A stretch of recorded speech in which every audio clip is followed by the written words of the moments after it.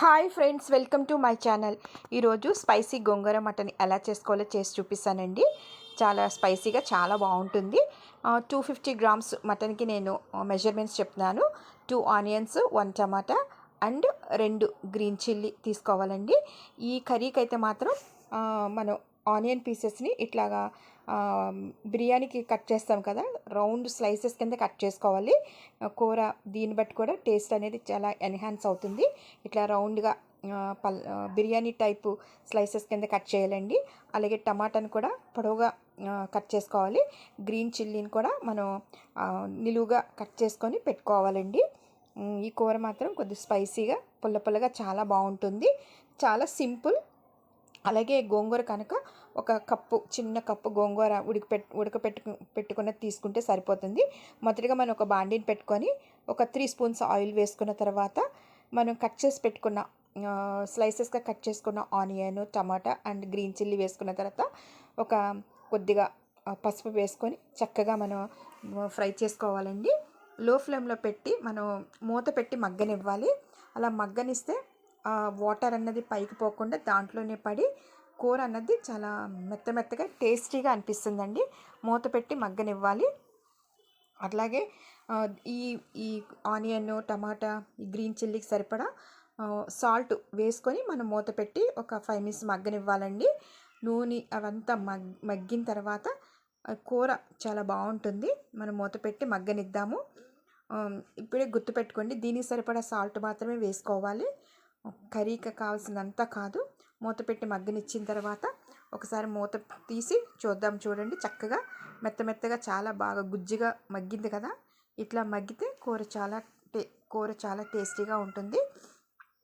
తర్వాత ఈ లోపల మనం ఏం చేయాలంటే 250 ఒక 1 స్పూన్ అల్లం వెల్లుల్లి పేస్ట్ కూడా యాడ్ చేయాలి.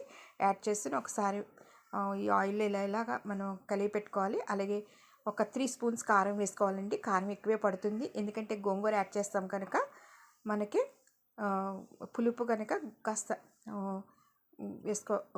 కారం పడుతుంది. ఈ లోపల మనం 250 గ్రామ్స్ మటన్ తీసుకొని కుక్కర్లో కొద్దిగా పసుపు వేసుకొని మనం బాయిల్ చేసుకోవాలండి. ఒక 5 విజిల్స్ ఇస్తే సరిపోతుంది. ఈ లోపల మనం కర్రీకి కావాల్సిన మసాలా కూడా చూపిస్తాను.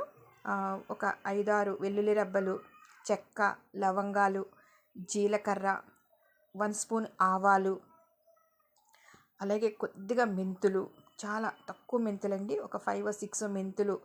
నెక్స్ట్ ధనియాలు, ఇవన్నీ వేసుకొని ఒక 2 రెడ్ చిల్లీ కూడా, ఈ ఎండుమిర్చి కూడా యాడ్ చేసుకోవాలండి.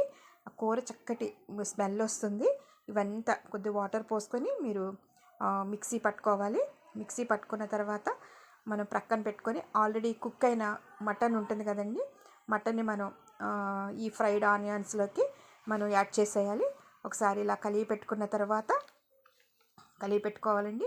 కలిపి పెట్టుకున్న తర్వాత నెక్స్ట్ మనం ఆల్రెడీ మిక్సీ పట్టుకున్న ఈ మసాలా ఉంది కదండి, ఇప్పుడు మనం యాడ్ చేయాలి.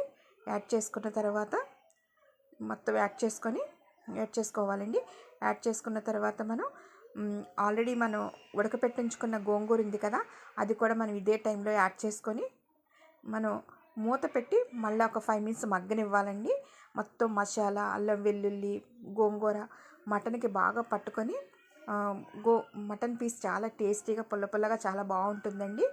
ఇంకా 5 మినిట్స్ మగ్గిన తర్వాత మనం ఫైనల్గా ఒక గుప్పెడు కొత్తిమీర యాడ్ చేసేసుకొని మనం దించేసుకోవచ్చు. ఈ గోంగూర, ఈ మటన్ చాలా స్పైసీగా చాలా బాగుంటుంది. ఈ మసాలాలోనే ఉందండి, ఎందుకంటే ఆవాలు, మెంతులు వేసాం కనుక చక్కటి స్మెల్ వస్తుంది. ఒకసారి తినండి. Thank you.